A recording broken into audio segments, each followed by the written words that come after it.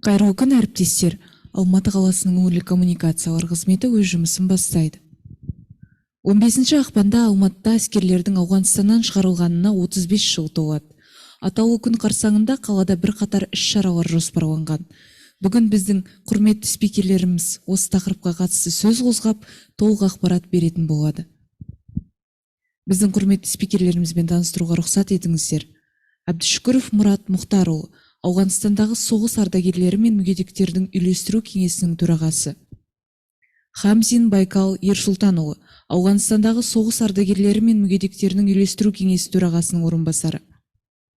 Айдарбаев Алмасбек Рахимкулович, Алматы қаласы Алатау ауданы ауған соғысы және жергілікті әскери қақтығыстар ардагерлері мен мүгедектері қоғамдық бірлестігінің басшысы. Бейсенбаев Әуез Тумаханович, Көкбайрақ қоғамдық бірлестігінің төрағасы. Қош келіпсіздер. Сөз кезегі өзіңізде, Әуез Тумаханович. Саламатсыздар, рахмет. Мұны жана айтып кеткендей, биыл 15 ақпанда ауған жерінен шығарылғанымызға 35 жыл толайын деп отыр. Соған қарай көптеген іс-шара.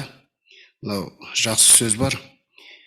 Ерлік елге мұра дейді, ұрпақ қалуға дейді. Ер есімі ел есіне дегендей.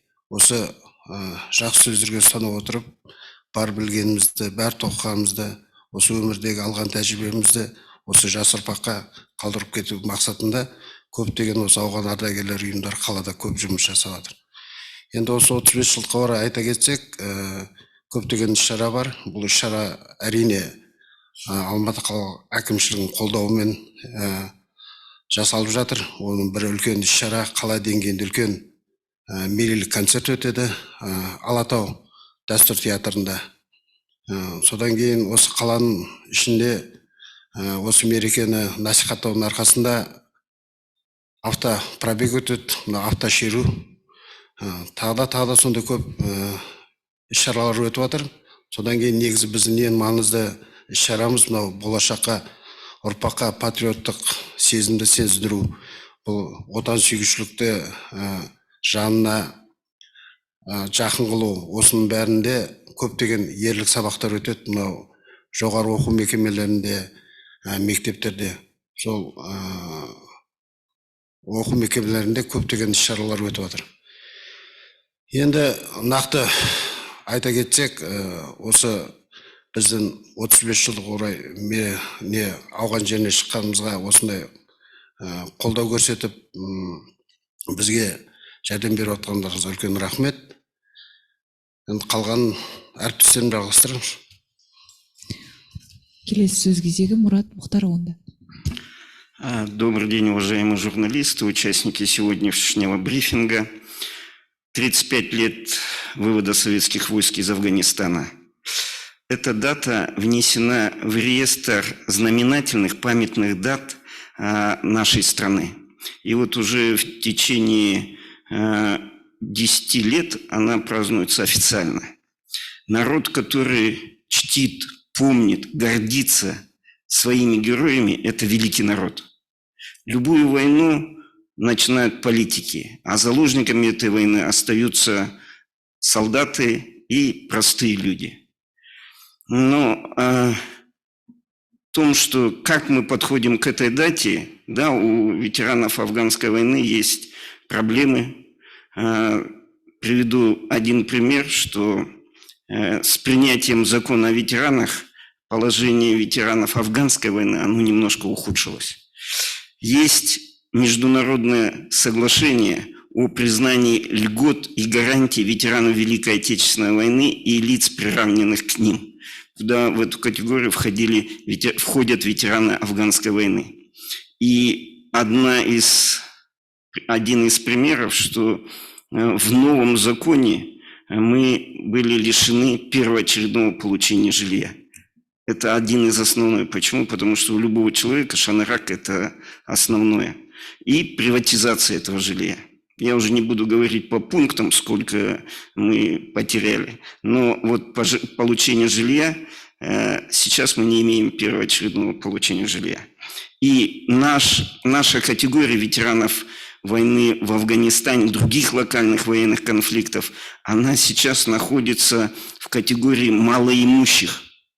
И я вот, пользуясь случаем, хотел бы сказать, что, наверное, те люди, которые отдавали свою жизнь, свое здоровье по приказу Родины и во имя Родины, они не должны быть малоимущими в стране. Они должны быть почетными гражданами этой страны. Но о мероприятиях, которые сейчас будут проходить, вот часть мероприятий АУС уже назвал, 15 числа в парке 28 гвардейцев-панфиловцев пройдет возложение цветов, церемония возложения цветов к вечному огню. Мы всегда так проводим, отдавая дань памяти нашим отцам и дедам. Потом возложение цветов пройдет к памятнику погибшим в Афганистане алматинцам. Там будут присутствовать военнослужащие, войска будут, ветераны афганской, молодежь будет. После этого в 3 часа пройдет концерт военной афганской песни во дворце Алатау. Это основные мероприятия. Сейчас идут уроки мужества во всех учебных заведениях города Алматы, высших, средних и школах. Проходят спортивные мероприятия. 14 февраля в Центральном музее, Республиканском Центральном музее будет открыта выставка, посвященная афганской войне. Поэтому я хотел бы сказать, что вот эти мероприятия, они больше, наверное, нужны не самим ветеранам афганской войны, а это мероприятия, они направлены на то, чтобы наша молодежь росла думающими людьми и понимали, что любая война – это боль, страдания, кровь, смерть. И они делали все для того, чтобы в Казахстане был мир, спокойствие. Только в мире страна будет идти вперед, только в мире каждый из нас будет достигать тех целей, которые он ставит перед собой, видеть плоды своего труда. Поэтому вот такие мероприятия, они должны быть, и они направлены на сохранение и мира, стабильности в нашем обществе. Құрметті спикерлер, ақпараттарыңызға көп рахмет. Құрметті бақ өкілдері, естеріңізге сала кетейін, біз сұрақ-жауап бөліміне өтетін боламыз. Далее мы переходим к сессии вопрос-ответ. Бірінші сөз кезегі Алматы Ақшамның журналисті Нұржамал Әлішеваға беріледі. Армысыздар. Мынау Ауғанстандағы соғыс ардагерлерінің мүгедектері келіп отыр екен. Сауалымды жолдайын. Бірінші сауалым. Осы Ауғанстандағы соғыс ардагерлері мен мүгедектерін үйлестіру кеңесінің жұмысының басым бағыты қандай? Сол жайында айтып берсеңіздер. Басты бағыты. Екінші сауалым, қайтыс болған ауған жерінде қайтыс болған сарбаздардың туыстарымен жақындарымен байланыс қалай жүргізуде? Ал мен айтып берейін. Бірінші сұрақта соғыс ардагерлері мен мүгедектерін үйлестіру кеңесінің жұмыстары жалпы.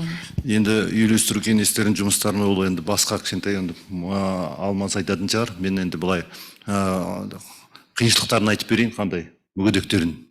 Мына қазір біздің уақытымыз келе жатыр, қазір 63-ге келеді көп жігіттер зейнеткер болады.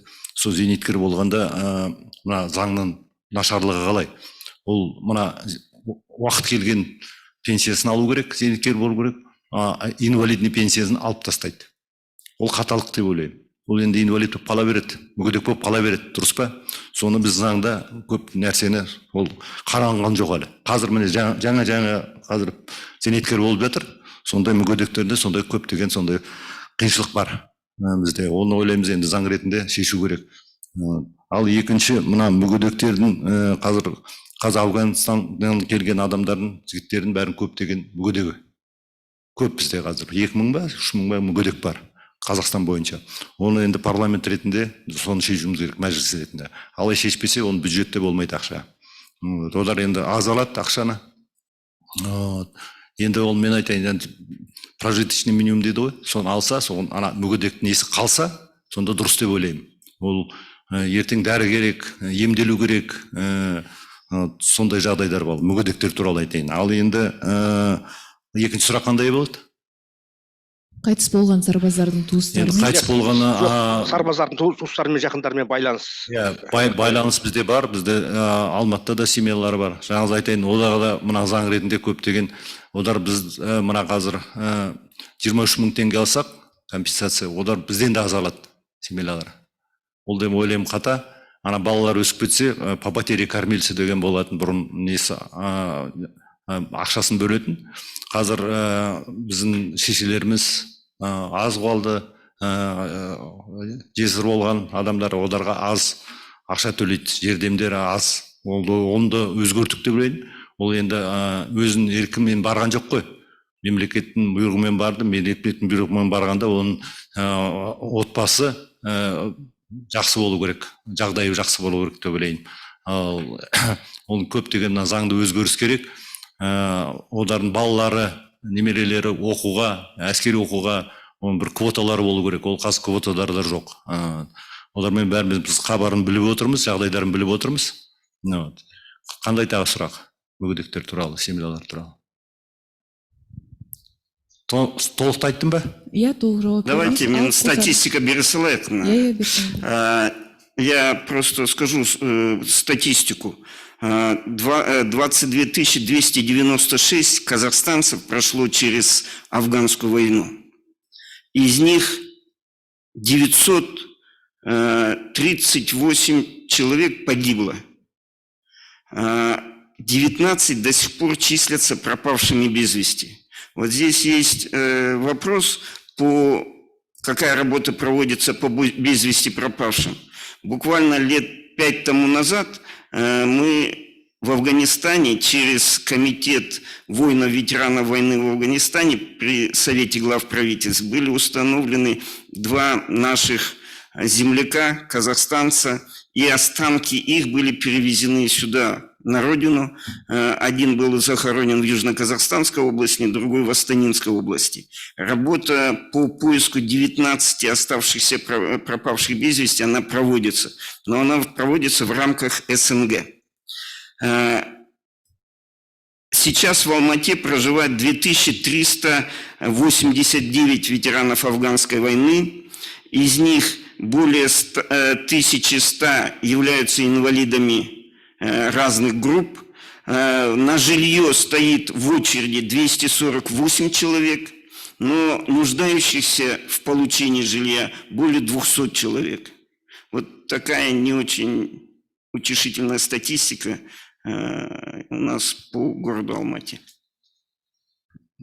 Можно по военным пленам я добавлю? По военным пленам. Да, конечно. Значит, согласно межправительственному соглашению, поиск военнопленных ведется.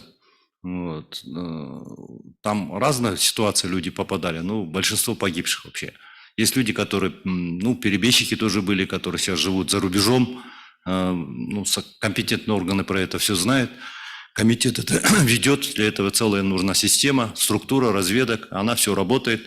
Значит, Казахстан, как государство, вносит свой вклад, то есть там посольство работает, и плюс еще комитет, небольшие деньги, по-моему, 9 или 10 миллионов тенге ежегодно делает взнос комитету для продолжения этой работы. То есть в тесном взаимодействии с другими государствами этот поиск ведется. Это специальные структуры этим занимаются. Не все в их руках, это очень сложный процесс. В свое время этим процессом занимался Борис Сукенович Керимбаев. Он в рабочей группе ездил даже в Афганистан. То есть это такой сложный процесс. Там не так просто надо ДНК-экспертизу и так далее, потому что там могут иногда подлог делать, то есть чтобы доказательную базу иметь, это не так просто. Спасибо. Рахмет. Следующее слово сауалымды айтып кетейін. Мен саған Наташаны айнабайма дейді. Иә, айнабайма дейді, сұрағыңыз қойсаңыз болады. Иә, мынау ауған соғысына отпен судан оралдыңыздар. Біздің замандастарымыздың өзі ең жасы 69 жыл туғандар барып келді. Сол қырғынға саясы жаңа Мұрат Мұхтарұлы айтып кетті ғой. Саясаттың несі ар жағын жаңағы кепіл болатындар қарапайым адам солдат деп. Сіздер отан алдындағы сол кезде борышыңызды өтедіңіздер. Сіздердің ешқандай неңіз жоқ. Приказды бұйрықты орындадыңдар.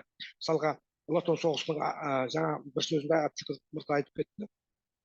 Ұлы отан соғысынан теңестірілген дейді. Шын мәнісінде көп жағдайда нақты теңестірілмеген байқалып қалады да. Мысалға қазір ұлы отан соғысқа қатысқандар түгелге жуық кетті. Енді бірен сарандар қалмаған.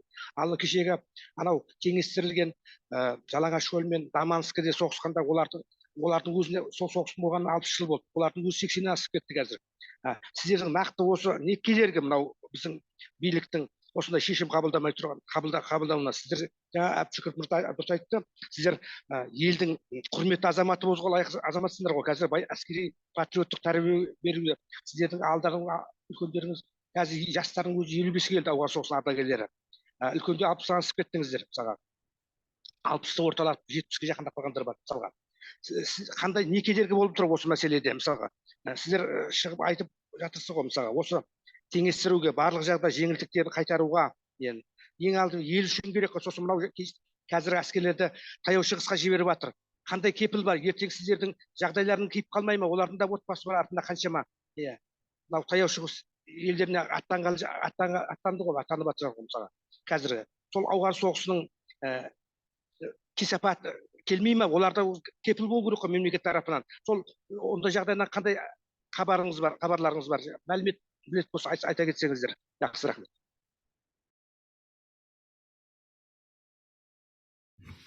Ал енді мына сізде жақсы сұрақ көтердіңіз. Жақында мына қабылданған ардагерлер заңында Мұрат Мұхтаров айтып кетті. Көп жерде бізде кезінде теңестірілген болатынбыз ұлы отан соғысының ардагерлеріне. Енді теңестірілген жағында кімде ұрыс кезінде алған ранениялері бар, инвалидтер бар, сол жігіттер ғана қалды. Қалған ауған соғыстардың ардагерлерінің бәрі ұрыс қимылдарының ардагерлері болып кетті. Сондықтан да көп жеңілдіктердің шет қалдық. Мысалға айтатын болсақ, жаңағы үй жағдайын, үйді алу, үйді приватизация жасау. Содан кейін мына өзіміздегі мына медстрахование бар ғой, соның өзін алып тастады. Қазір айтатын болсақ, ауған соғысында мына контузия ранениемен қоса, ол жерде жұқпалы ауруларды 90% ауырып келді балалар. Солардың бәрі мына жас келе, солардың бәрі сыртқа шығып, көп жігіттер жұмысқа жарамай қалды. Енді барып медициналық дәрі-дәрмекке баратын болса, медстраховкаң жоқ деп жатыр. Енді бұл да өкіметтің көзқарасы деп ойлаймыз. Себебі заң қабылдаған кезде бізден ештеңе сұрамайды. Соның артынан біз қазіргі жағдайда көп нәрседе бізде юристтер хат жазып жатыр. Бір заңды қараған кезде сол соғысқа барған жігіттердің қалдарын қашан сұрайды екен деп ойлаймыз да біз. Қазірде міне шетелге тағы да көмек ретінде қарулы күштер жіберіп жатыр. Осы бар кезінде міне барып берген ұрыс қимылдар ардагерлері, оған жататындар, ауған соғысының ардагерлері, Чернобыль апатына қатысқандар, Нагорный Қарабақ. Содан кейін өзімізде мына 10 жылға созылған Тәжік-ауған шекарасындағы өзіміздің сарбаздар. Солардың бәрі жағдайын жасап үлгерген де жоқпыз. Қазір қайтадан елге көмек береміз де сарбаздарды жіберіп жатырмыз. Енді олар келген кезде мына шыққан заң бар ғой, ардагерлер заңына. Сол заңға сәйкес қана өздеріне көмек ала алады. Ол заңда көп нәрселер жетіспегендік көп болып жатыр, оны енді қарастырады, бізді тыңдайды деп ойлаймыз. Ал енді осыған байланысты мен де айта кетейік, мына 35 жылдық деген енді айтатын болсақ, жаңада жастарымызды айтып жатыр ғой. Ең соңында шыққан 1989 жылы шыққан сарбазымыз қазір 55-те. Ал 10 жыл бұрын кіргенің 65. Ал офицер составы 70-тен асып кетті. Бізде жас емеспіз. Бізге енді өкіметтің көзқарасы өзгеріп, мына отан алдындағы борышын сонау шетелде соғыста болды, денсаулықтарын беріп келді деп көзқарастарын жақсылау қарап, біздің денсаулығымызды ойласа деп ойлаймыз. Ал енді бізде қарап жатқан жоқпыз. Жаңа айтып жатсыздар, патриоттық тәрбие. Патриоттық тәрбиені көп жерде 30 жылда біразымыз қолдан шығарып алдық. Сол патриоттық тәрбие шығарылған жерде жамауын жауап деген, жаманат деген сөз бар ғой қазағымызда. Оны ауған соғысының ардагерлері істеп отыр. Көп мектептерге барып ерлік сабақтарын. Себебі патриотизмді мына кинодағы батырларға қарап, біздің жастарымыз патриотизм оятуға болмайды. Патриотизмді ояту үшін өзінің ағаларын көрсету керек. Ағалар мына ауған соғысында барды. Ол жақтан ешкім ауған соғысына шақырған кезде бізде срочный служба, біреу жолда қашып кетті, поезда түсіп қашып кетті деген естіген де жоқсыздар. Себебі патриотизм болған. Бұл өкіметтің отан алдағы борышыңды сол жерде орындайсың деген соң бізде солған көніп, сонда барып қайттық. Енді көбісі қайтпай қалды. Қазіргі бүгінгі кезде қайтадан сол сұрақ келіп отырмыз. Өкіметтің көзқарасы кішкене бізге жақсырақ қарады деген сезімдеміз. Ал енді мына Алматы қаласы Алатау ауданында Намыс қоғамдық бірлестігі бар. Сол Алатау әкімшілігінің қолдауымен мына 14 ақпан күні акиматтың алдында ескерткіш бар, мемориал. Ұлы отан соғысы мен мына воин интернационалистарға арнап қойылған. Сол жерде гүл шоқтар қою рәсім өтеді. Ол жерде жастар да болады, бәрін жинап, жаңағы Мұрат Мұхтарша айтып кетті ғой. Бұл іс-шаралар бізге керек жоқ. Себебі біз отан алдындағы парызымызды өтеп қойдық. Соғысқа жіберіс, оған да барып келдік. Бұл жастарға керек. Сондықтан да сіздерді 14 ақпан сағат 11-де гүл шоқтар қою рәсіміне Алатау ауданы акиматы Шаңырақ 2-де орналасқан. Сол жерге шақырамыз, келіп қатысыңыздар сол іс-шараға деп. Рахмет. Көп рахмет. Давайте я добавлю по этому вопросу. Я понял. Просто многие вещи у нас, не хотел сегодня говорить про отрицательные вещи, но раз журналисты коснулись такой темы, такой больной, к сожалению, у нас в государстве не существует системы, то есть государственной структуры, системы, которая бы этим занималась плотно, как говорят. К сожалению, когда в 89 году, в 90-м году, когда была дана политическая оценка этим событиям, так якобы ошибка, мы до сих пор это кушаем, но правовую оценку событий, которые произошли в Афганистане, еще никто не дал.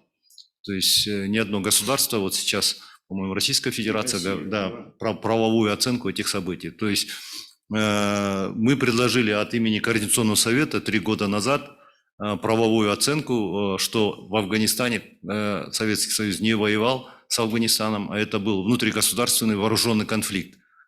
То есть это тогда все расставляет нас все на свои места.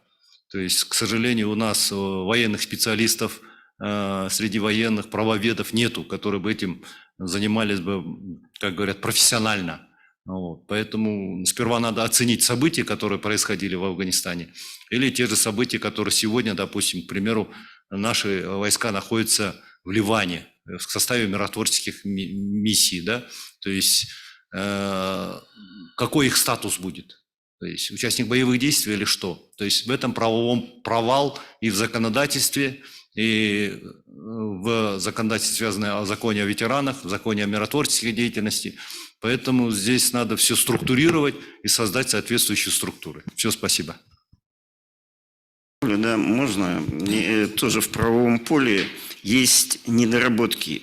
И сейчас вот ветеранские организации на местах взаимодействуют больше с исполнительной властью. Я вот приведу просто несколько примеров взаимодействия наших общественных объединений с акиматом города Алматы. Вот у нас сложилась структура такая, где идет тесное взаимодействие. И вот буквально к 15 февраля, 35-летию вывода войск из Афганистана, ряд, наверное, социальных услуг акимат города он увеличил. Например, по выплате единовременного пособия сейчас ветераны афганской войны получат по 100 тысяч к 15 февраля и по 100 тысяч к 9 мая. Будет выплаты санаторно-курортное лечение, но есть много вопросов, которые должны быть указаны и отражены в законе. Тогда и взаимодействие с исполнительной властью будет проще. А у нас большие пробелы там.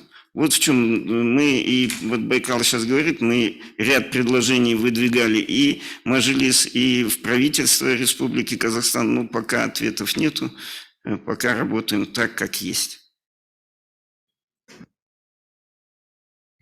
Спасибо за представленную информацию. Айнамбай Мади Мырза, сұрақтарыңызға көп рахмет. Следующее слово предоставляется журналисту «Вечерной Алматы». Добрый день. Скажите, пожалуйста, доступны ли сейчас воинам интерсоциальные социальные выплаты? Какая оказывается медицинская помощь для этих категорий граждан? Я вот сейчас только сказал, что госсоцпособие у ветерана афганской войны сейчас составляет 23 тысячи тенге в месяц. Честно говоря, это очень мало. В каком аспекте? Сейчас люди уже все за 50, и медикаменты все дорогое, и на 23 тысячи тенге тяжело прожить. Сейчас собака, которая содержится в питомнике, на нее тратится в 3 раза больше денег, чем на ветерана афганской войны. Но с учетом того, что аким города пошел навстречу, и сейчас вот повторюсь, что к 15 февраля афганцы получат по 100 тысяч тенге, к 9 мая еще по 100 тысяч тенге.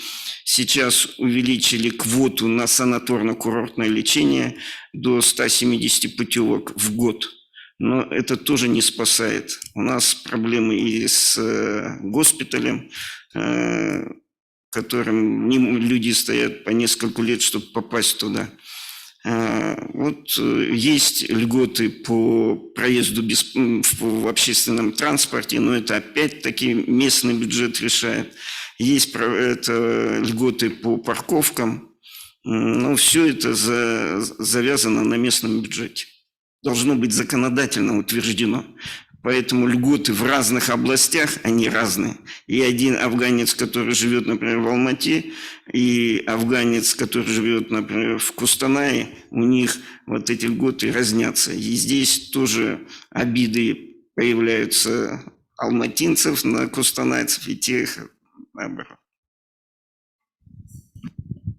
Жауаптарыңыз үшін көп рахмет, құрметті спикерлер. Біздің баспасөз конференциямызды қорытындылай келе, көрермендерге айтар тілектеріңіз, алып қосарларыңыз болса. Құрметті ардагерлер, ауған соғыс.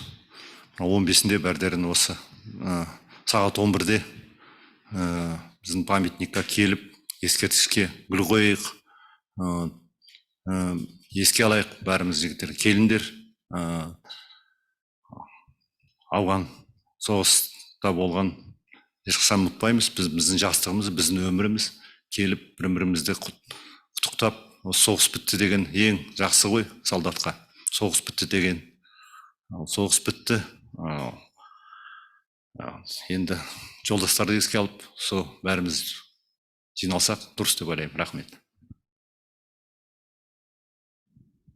Құрметті әріптестер, осымен біздің брифингімізді аяқтаймыз. Сіздерге көп рахмет. Келесі жүздескенше.